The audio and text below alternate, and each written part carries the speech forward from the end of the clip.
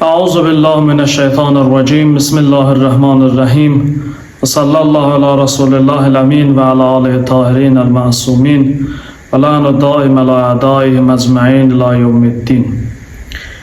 Keçən söhbətlərimizdə biz Həmanə imamı barəsində danışırdıq və qeyd elədik ki,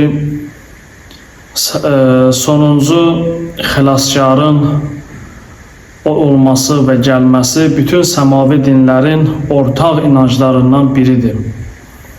Sonuncu xilaskarın şəxsiyyəti barəsində dinlər arasında, hətta müsəlmanlar arasında müəyyən ixtilaflar olsa da, amma mövzunun özü inkar edilməz bir həqiqətdir. Və bu barədə keçən söhbətlərimizdə biz ətraflı şəkildə Quran-ı Kərimin ayələrindən və Əhl-i Beyt əleyhissalamın kəlamlarından istifadə edərək sabit elədik ki, bizim əqidəmizsə sonuncu xilaskar Peyğəmbər əleyhissalamın nəsli xanım Fatimə Zəhra və İmam Əlinin izdivacından dünyaya gələn İmam Hüseyn əleyhissalamın nəslindən olan bir insan olacaq. Və bu barədə kifayət qədər danışdıq. Mövzunun belə deyək, yarısında növbəti bir mövzuya keçid eləmək istəyirəm. Əlbəttə bunların bir-biri ilə sıx bağlılığı var və inşallah Allahın izni ilə yeni başlayacağım mövzunun müəyyən bir yerində gəlib biz İmam Zaman inancına təzədən toxunanda oradan mövzunu davam elətdirəcəm inşallah. Mühüm etiqadi əsaslardan biri axirət inancıdır. İnşallah qismət olsa bir neçə cümə axirət inancı barəsində və bu mövzuda bir neçə mövzunun təhlilin inşallah sizlərlə bölüşəcəm. Mühüm etiqadi əsaslardan biri axirət inancıdır. Axirət inancı insan dünyasını dəyişəndən sonra bir aləmdə yaşaması və o aləmdə onun əməllərinin mükafatın və yaxud da cəzası alacağı inancıdır. Və bu da səmavi dinlərin ortaq inanclarından biridir. İnsan axirətə inanmalıdır və bu inancı özündə formalaşdırmalıdır. Amma mühüm məsələ burada budur ki, insanın gərək bu mövzuya və digər mövzulara baxışı düzgün olsun. Bizim bir çoxlarımızın dinə münasibətdə baxışımız yanlışdır və yaxud da xurafat qarışıqdır. Məsələn, biz axirət inancın ümidsizlik kimi başa düşürük. Birinə deyəndə ki, insan sən filan kəs dünyayı dəyişəcəksən, deyir ki, qoy yaşayaq da. Ölümü bu insan bir son bilir, ona görə elə başa düşür. Amma izah eləyəcəyim kimi inşallah indi fürsət olsa bu cümə çatdıra bilməsəm gələn cümələrdə izah eləyəcəm ki, axirət inancı insana ümidsizlik vermir. Əksinə insana ən böyük ümidi, ən böyük yaşamaq və doğru, düzgün yaşamaq şəraitin məhz axirət inancı verir insan üçün. İnsan axirət inancına inandığı zaman onun əməllərinin hər biri dəyər tapır. İnsan əgər axirətə inanmasa, məhdud şeyləri dəyərli bilir. Amma əgər insanın axirət inancı olsa, axirət inancı insanın bütün xırda və böyü, hətta yuxusuna belə dəyər verir. Ona görədir, deyirlər ki, məsələn, bir adam əgər ailəsinin ehtiyacların üçün çalışa və bu yolda gedə, işləyə, Allah yolunda cihad eləmiş kimidir, yorulub gələ, yata, mələklər nəvaziş eləyər, ibadət yazılar, bunlar elə belə şeylər deyil. Bunlar axirət inancının insanın əməllərinə verdiyi dəyərin göstəricisidir. Və Allah bu inancda bizə kömək eləyir, dəstək eləyir ki, insan inancında möhkəmləşsin. Və bu günləri yaz fəslidir. Axirət inancının ən belə deyək, bariz nümunələrindən biri budur.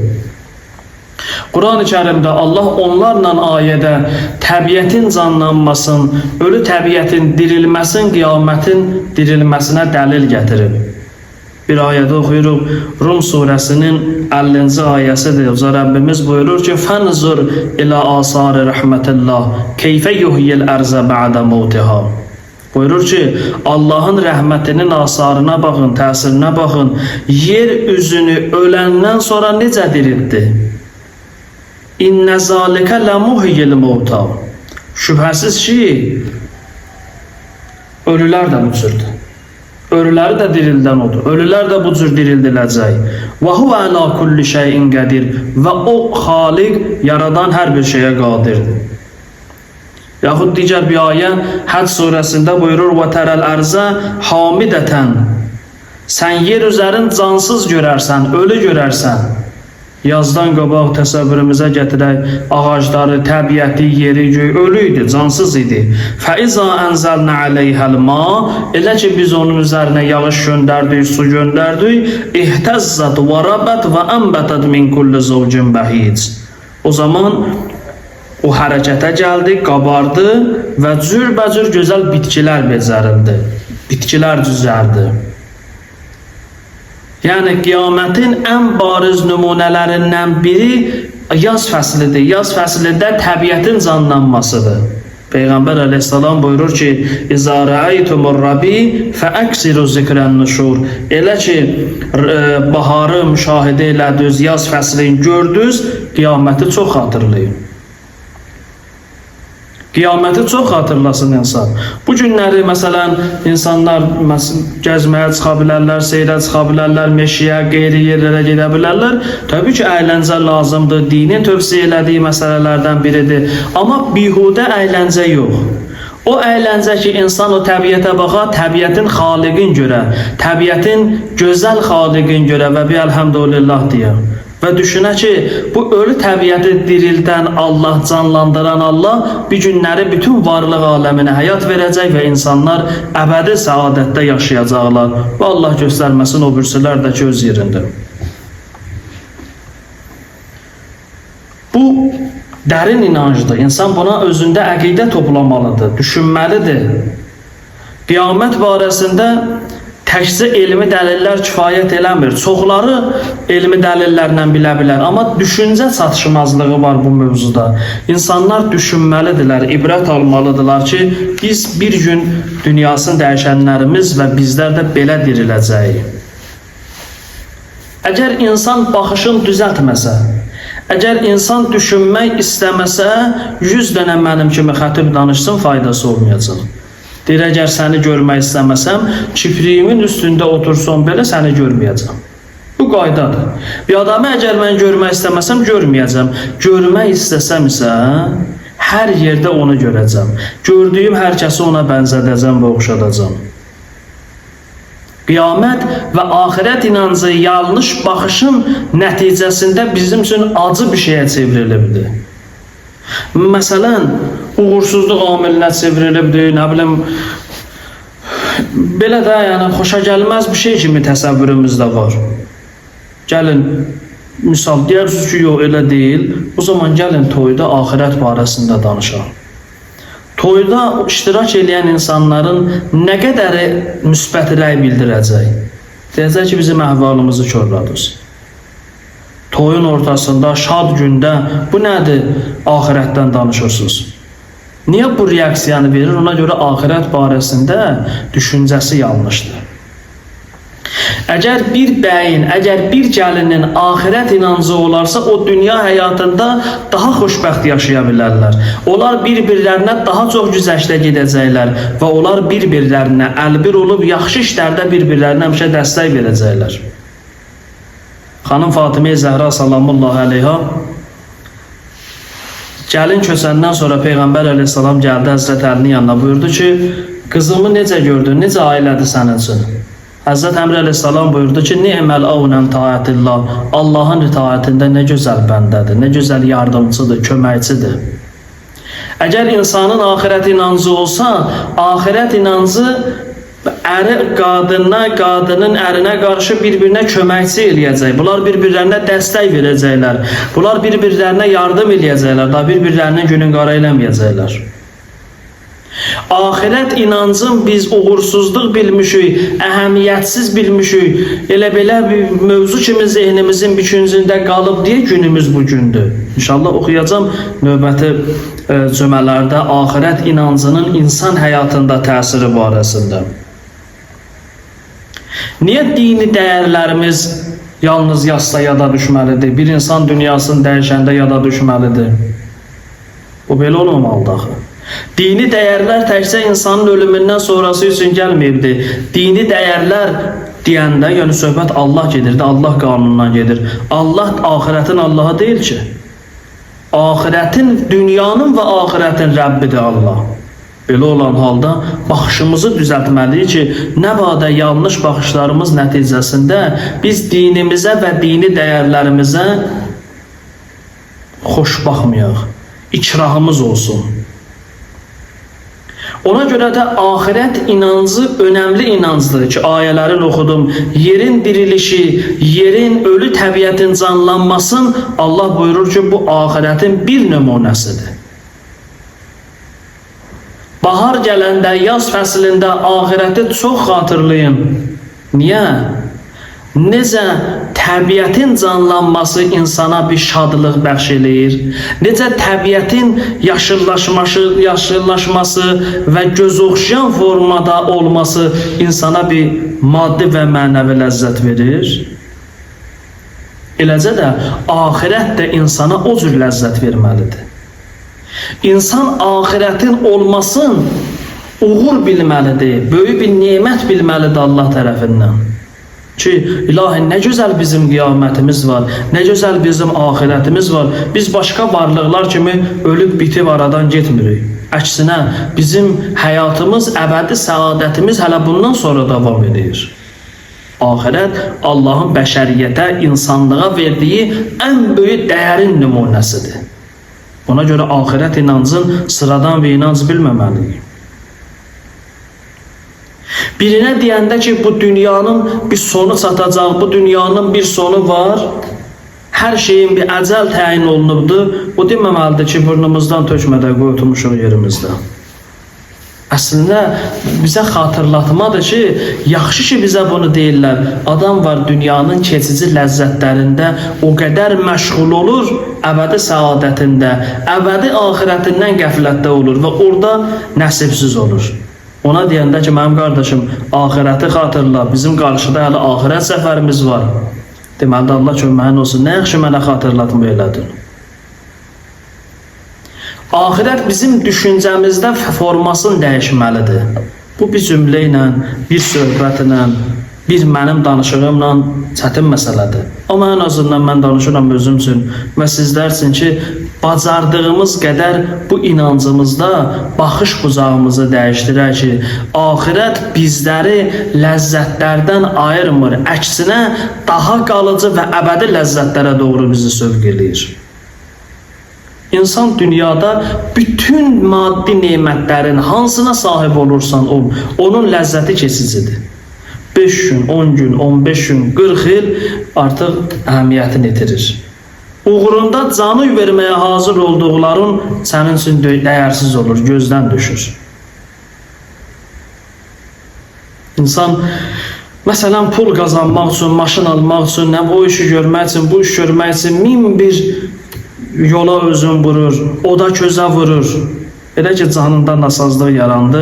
O illərdir ömrün qoyduğu, alıb, qurduğu, düzəltdiyi şeylərin hamısı bir anın içində gözündən düşür. Bir şey ki gözdən düşür və bir şey ki insanın dərdinə dəymir, əlbəttə insan bunlara sahib olmalıdır. Amma biz bunu unutmamalıyıq ki, bizim yaşayışımız təkcə bu maddi dünyadan ibarət deyil. Bizim bir mənəvi və ahirət səfərimiz var və bu səfərdə müəyyən mərhələlərdən sonra bizi əbədi həyat gözləyir. O əbədi həyatın incəliklərin və detalların öyrənməliyik ki, bizim şövqümüz yaransın. Biz ona görə xoşlamırıq axirət mövzuların. Axirətdən danışanda bizim narahat oluruq ki, bizim axirətlə bağlı düşüncəmiz yanlışdır. Biz elə bilirik ki, din gəlir mənim sevincimə manidir, mənim maddi istəklərimə çatmağıma manidir. Ona görə xoşuna gəlmir, deyir ki, əli yüz bunlardan sən avval axır öləcəksən, başına çarə qıl. Ged indidən gir qəbrə uzaq. Belədir. Bir dənə mən nümunə deyim, İmam Musa ibn Cəfər əleyhissalamdan 7-ci imamdan dinin insanın çalışmasına, insanın iş görməsinə və qazanmasına olan münasibətin imamın bir hərəkətindən misal kimi deyirəm. İmam Musa ibn Cəfər əleyhissalam çalışır, iş görür, isti gün, tərləyibdir, əkin sahəsində işləyir. Bir nəfər özün bir ağıllı bilən adam gəlir, deyir ki, ya Resulallah, niyə bu qədər dünya malına bağlanırsan? Niyə başqalarına tapşırmırsan, özün məşğulsan, tərin qanun içərisindəsən? Dünya malına niyə bu qədər bağlanıbsan? İmam onun cavabında buyurur ki, deyir, bu mənim ata-babamın yoludur. Əgər hazırki vəziyyətimdə, bax, indiki halımda ölüm mələyi gəlib məni haqlasa və ruhumu qəbz eləsə, alsa, mən Allah yolunda ibadət eləmiş kimi canımı tapşıracağım. Və ikincisi də ki, çalışıram ailəmin ehtiyaclarını təmin edeyim, ailəm başqalarına möhtac olmasın. Niyə çalışmayayım? Bir şey halaldırsa, halala nə qədər istəyir insan qazanmalıdır. Sadəcə ona görə bizi çəkindirirlər, bəzən hədislər bizi qorxudur ki, bu yolda, bu qazanmanın əlavə yan təsirləri çox halda insanı yolundan çaşdırır. Biz Allahdan yardım istəməliyik ki, mənə kömək ol. Həm sərvətim olsun, həm sərvət məni azdırmasın. Mən sərvətin sahibi olum, sərvətim mənə sahiblik eləməsin, mənə maliklik, mənə ağalıq eləməsin. Ona görə bugünkü bəhsim axirət inancı barəsində müqəddimə edir ki, bu təbiət aləmində ki, bu günləri biz təbiətin ən, belə deyək, kulminasiya nöqtəsindəyik ki, dirilibdir, təbiət canlanıbdır, bilək, bir gün axirət də belə olacaq. Və biz əbədi qarşıda bizim yaşayışımız var, əbədi həyatımız var. Bu əbədi həyat bizə ümid verməlidir, bizi ümidsizliyə sövq eləməməlidir. Əgər siz də, məni eşidənlər də, əgər axirət inancı deyəndə, əgər ölüm və ölümdən sonraki mərhələlər deyəndə bir anda insanın qəlbində ümidsizlik yaranırsa, bir məyusluq yaranırsa, arxayın olun, dəqiq bilin ki, baxışımız yanlışdır. Əksinə, axirət bizə daha çox stimul verir, bizim işləməyimiz üçün daha çox bizə təşviq edir və axirət inancına sahib olmalıyıq. Axirət inancına sahib olan hər kəsin hər anı dəyərlidir. Axirət inancına sahib olan insanın əynində geydiyi paltar belə dəyərlidir. Bunlar elə belə deyil, hədislərdə qeyd olunur ki, insan namaz qılarsa namazda əynindəki paltar belə Allaha təsbih edir.